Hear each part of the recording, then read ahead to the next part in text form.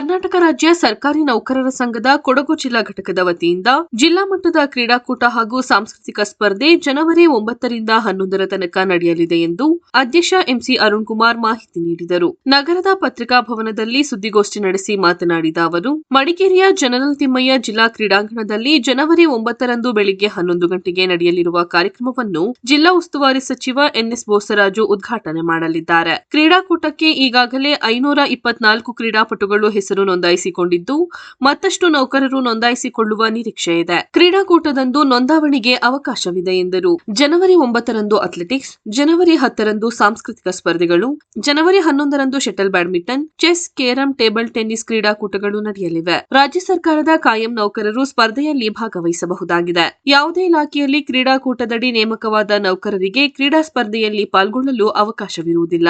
ಸಂಗೀತ, ನೃತ್ಯ, ಕಲಾ ಶಿಕ್ಷಕರು ಕರಕುಶಲ ಸ್ಪರ್ಧೆಯಲ್ಲಿ ಭಾಗವಹಿಸುವಂತಿಲ್ಲ. ನೌಕರರಿಗೆ 3 ಆಟಗಳಲ್ಲಿ ಮಾತ್ರ ಭಾಗವಹಿಸುವ ಅವಕಾಶವಿರುತ್ತದೆ. ಕ್ರೀಡಾಕೂಟ ಮತ್ತು ಸಾಂಸ್ಕೃತಿಕ ಕಾರ್ಯಕ್ರಮದಲ್ಲಿ ಭಾಗವಹಿಸುವ ನೌಕರರಿಗೆ ವಿಶೇಷ ಸಾಂದರ್ಭಿಕ ರಜೆಯ ಸೌಲಭ್ಯವಿರುತ್ತದೆ ಎಂದು ವಿವರಿಸಿದರು. ಸುದ್ದಿಗೋಷ್ಠಿಯಲ್ಲಿ ಖಜಾಂಚಿ ಪಿಡಿ ರಾಜೇಶ್, ಕಾರ್ಯದರ್ಶಿ ಬಿಜಿ ಸಂದೀಪ್, ರಾಜ್ಯ ಸಮಿತಿ ಸದಸ್ಯ ಪಿಎಂ ಬಾಬು ಹಾಜರಿದ್ದರು. ಅದು ದಿನಾಂಕ 9ರಿಂದ 11ರವರೆಗೆ ನಗರದ ಜನರಲ್ ತಿಮ್ಮಯ್ಯ ಕ್ರೀಡಾಂಗಣ ಮ್ಯಾನ್ಸ್ ಕ್ಲಬ್ ಇಲ್ಲಿ ನಡೆಸಲು ತೀರ್ಮಾನಿಸಲಾಗಿದೆ.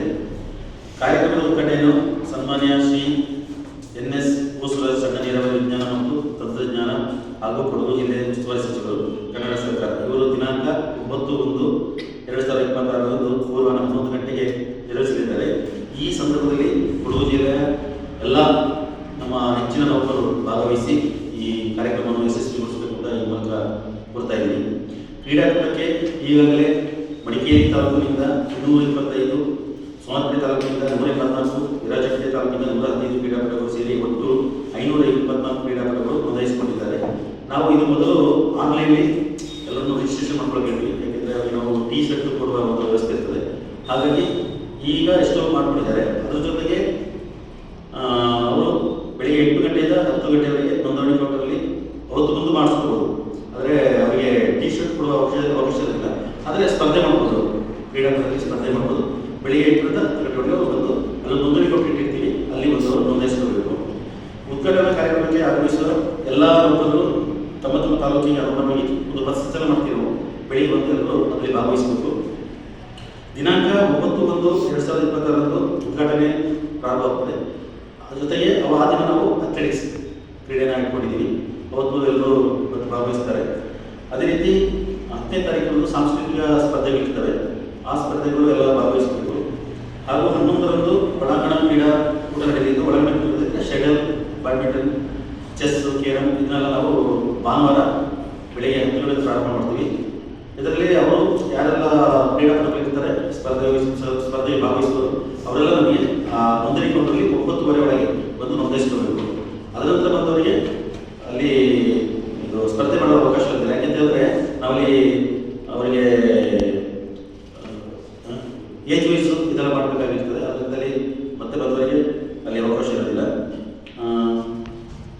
ಅದೇ ರೀತಿ ಪ್ರತಿ ವರ್ಷದಂತೆ ಈ ವರ್ಷ ಕೂಡ ಇಲ್ಲಿ ಕ್ರೀಡಾಪಟುಗಳಿಗೆ ಎಲ್ಲರಿಗೂ ಬಂದವರಿಗೆಲ್ಲ ಊಟದ ವ್ಯವಸ್ಥೆ ಇರ್ತದೆ. ಊಟದ ವ್ಯವಸ್ಥೆ ಮತ್ತು ಬೆಳಿಗ್ಗೆ ತಿಂಡಿ ವ್ಯವಸ್ಥೆ ಇರ್ತದೆ. ಭಾಗವಹಿಸುವವರಿಗೆ ಅದರಲ್ಲಿ ಸದರಿ ಕ್ರೀಡಾಕೂಟದಲ್ಲಿ ರಾಜ್ಯ ಸರ್ಕಾರದ ಎಲ್ಲ ಕಾಯಂ ನೌಕರರು ಇದರಲ್ಲಿ ಭಾಗವಹಿಸ್ತಾರೆ. ಪ್ರಸ್ತುತ ಸಾಲಿನ ಶಿಕ್ಷಣ ಇಲಾಖೆಯ ಈಗ ಈ ಕಳೆದ ಸಾಲಿನಿಂದ ದೈಹಿಕ ಶಿಕ್ಷಕರು ಹಾಗೂ ದೈಹಿಕ ಶಿಕ್ಷಣ ನಿರ್ದೇಶಕರು ಕ್ರೀಡಾಕೂಟದಲ್ಲಿ ಭಾಗವಹಿಸಲು ಅವಕಾಶವಿರುತ್ತದೆ. ಯಾವುದೇ ಇಲಾಖೆಯಲ್ಲಿ ಕ್ರೀಡಾಕೂಟದಲ್ಲಿ ನೇಮಕವಾದ ನೌಕರರು ಕ್ರೀಡಾಕೂಟದಲ್ಲಿ ಭಾಗವಹಿಸಲು ಅವಕಾಶ ಇರುವುದಿಲ್ಲ. ಎಲ್ಲ ಕ್ರೀಡಾಪಟುಗಳು ಕ್ರೀಡೆಯಲ್ಲಿ ಭಾಗವಹಿಸಲು ಸಂಬಂಧಿಸಿದ ಇಲಾಖೆಯಿಂದ ನೀಡುವ ಅಧಿಕೃತ ಗುರುತಿನ ಚೀಟಿ ಅವರದು ಏನೋ ID ಕಾರ್ಡ್ ಇರ್ತದೆ, ಅದನ್ನು ತೋರಿಸಬೇಕಾಗ್ತದೆ. ಸಂಗೀತ, ನೃತ್ಯ ಮತ್ತು ಕಲಾ ಶಿಕ್ಷಕರು ಸಂಗೀತ, ನೃತ್ಯ ಮತ್ತು ಕರಕುಶಲ ಸ್ಪರ್ಧೆಯಲ್ಲಿ ಭಾಗವಹಿಸಲು ಅವಕಾಶ ಇರುವುದಿಲ್ಲ. ದಿನಗೂಲಿ ನೌಕರರು, ಅರೆಕಾಲಿಕ ನೌಕರರು, ಕ್ಷೇಮಾಭಿವೃದ್ಧಿ ನೌಕರರು, ಗುತ್ತಿಗೆ ನೌಕರರು, ನಿಗಮ ಅಥವಾ ಮಂಡಳಿ ನೌಕರರು ಮತ್ತು ಇತರೆ ಕಾಯಮಾದ ನೌಕರರು ಈ ಸ್ಪರ್ಧೆಯಲ್ಲಿ ಭಾಗವಹಿಸಲು ಅವಕಾಶ ಇರುವುದಿಲ್ಲ. ಪೊಲೀಸ್ ಇಲಾಖೆಯಲ್ಲಿ ಸಮವಸ್ತ್ರ ವೃತ್ತಕ್ಕೆ ಪ್ರತ್ಯೇಕ ಕ್ರೀಡಾಕೂಟ ಇರೋದ್ರಿಂದ ಈ ಇಲಾಖೆ ಕಚೇರಿ ನೌಕರರು ಮಾತ್ರ, ಅಂದರೆ ಯಾರೆಲ್ಲ ಲಿಖಿತ ನೌಕರು ಇರ್ತಾರೆ ಅವರು ಭಾಗವಹಿಸಬಹುದು. ಸರ್ಕಾರಿ ನೌಕರ ಕ್ರೀಡಾಕೂಟದಲ್ಲಿ ಅಬಕಾರಿ, ಅರಣ್ಯ, ಅಗ್ನಿಶಾಮಕ ಇಲಾಖೆಗಳ ಕ್ರೀಡಾಕೂಟದಲ್ಲಿ ನೇಮಕವಾದ ನೌಕರರು ಕ್ರೀಡಾಕೂಟದಲ್ಲಿ ಭಾಗವಹಿಸಲು ಅವಕಾಶ ಇರುತ್ತದೆ.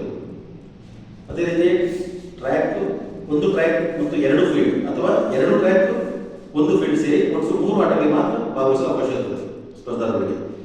45 ವರ್ಷ ಮೇಲ್ಪಟ್ಟ ಸ್ಪರ್ಧಿಗಳು 45 ವರ್ಷ ಒಳಪಟ್ಟ ಇರುವ ಸ್ಪರ್ಧೆಗಳಿಗೆ ಸ್ವಂತ ಜವಾಬ್ದಾರಿ ಮೇಲೆ ಭಾಗವಹಿಸಬಹುದು. 45 ವರ್ಷ ಒಳಪಟ್ಟವರು 45 ವರ್ಷ ಮೇಲ್ಪಟ್ಟವರ ಜೊತೆಗೆ ಭಾಗವಹಿಸಲು ಅವಕಾಶ ಇದೆ. ಈಜು ಸ್ವಿಮ್ಮಿಂಗ್ ಫ್ರೀ ಸ್ಟೈಲ್ ಇದೆ, ಬ್ಯಾಕ್ ಸ್ಟ್ರೋಕ್ ಇದೆ, ಬ್ರೆಸ್ಟ್ ಸ್ಟ್ರೋಕ್ ಇದೆ, ಬಟರ್ಫ್ಲೈ ಇದೆ, individual medley free style relay ಇದರಷ್ಟಿದೆ. ಅಥ್ಲೆಟಿಕ್ಸ್ಲಿ 200 metres 200, 100 metres 200 metres, 400 metres, 800 metres, 1500 metre ಇದೆ. ಮತ್ತೆ ಲಾಂಗ್ ಜಂಪ್, ಹೈ ಜಂಪ್ ಇದೆ, ಜಾವಿಂಗ್ ಥ್ರೋ ಇದೆ, ಡಿಸ್ಕಸ್ ಥ್ರೋ ಇದೆ, ಶಾರ್ಟ್ ಇದೆ, 4x100 ರಿಲೇ ಇದೆ, 4x100